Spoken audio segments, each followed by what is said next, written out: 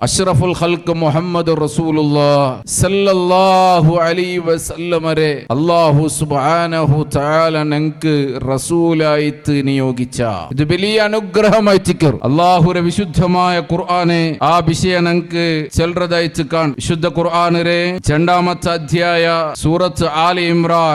ഇമ്രാനിലെ 164ാമത്തെ ആയത്ത് നിങ്ങൾ നോക്കൂ. അവിടെ അല്ലാഹു തആല ചെൽറ ലഖദ് മന്നല്ലാഹു അലൽ മുഅ്മിനീന إذ بعث فيهم رسولا من أنفسهم يتلو عليهم آياته ويزكيهم ويعلمهم الكتاب والحكمة وإن كانوا من قبل لفي ضلال مبين.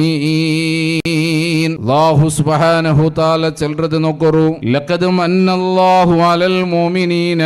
മുഅ്മിനീങ്ങളെ മേൽ സത്യവിശ്വാസികളെ മേൽ അല്ലാഹു സുബ്ഹാനഹു തആല അനുഗ്രഹിച്ചിറ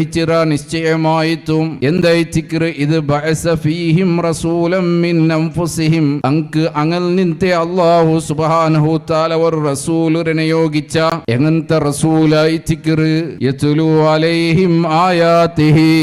അല്ലാഹുരെ ആയത്തിരെ അല്ലാഹുരെ ദൃഷ്ടാന്തത്തിരെ ഓതി കൊടുക്കുന്നതായ റസൂൽ വയുസക്കീഹിം അല്ലാഹുരെ ആയത്തിരെ ഓതി കൊടുത്തു അങ്ങളെ പരിശുദ്ധീകരിക്കുന്നതായ റസൂൽ വയുഅല്ലിമുഹുമുൽ കിതാബ വൽ ഹിക്മത അങ്ക് കിതാബുരെയും ഹിക്മത്തിരെയും പഠിപ്പിച്ചു കൊടുക്കുന്നതായ റസൂൽ അങ്ങനത്തെ റസൂലിനെ അങ്ങൾ നിന്റെ അല്ലാഹു സുബ്ഹാനഹു തആല നിയോഗിച്ചത് അത് ഖിയാമത്ത് നാൾ തോള ബണ്ടതായ സർവ സത്യവിശ്വാസികളായ ആണുങ്ങൾക്കും പെണ്ണുങ്ങൾക്കും അല്ലാഹു നൽകിയതായ വലിയ ഒരു നിഅമത്തായി തിക്റ് അനുഗ്രഹമായി തിക്റ്. എന്നിട്ട് അല്ലാഹു തആല ചെൽറത് വഇൻ കാനൂ മിൻ ഖബ്ലു ലഫീ ളലാലിൻ